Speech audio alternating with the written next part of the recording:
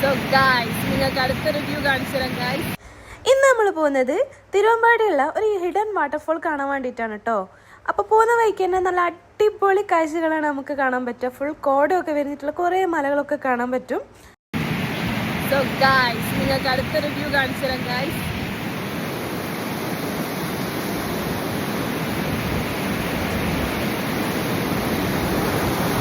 പിന്നെ എനിക്ക് നിങ്ങളോട് പറയാനുള്ള ഒരു കാര്യം എന്താണെന്ന് വെച്ചാൽ, ഈ ഒരു ലൊക്കേഷൻ അറിയുന്ന ആൾക്കാരൊന്നും ഇനി ഇങ്ങോട്ട് പോകാണ്ട് നിൽക്കുക കേട്ടോ. അവിടെ നല്ല ഒഴുക്കുണ്ട്.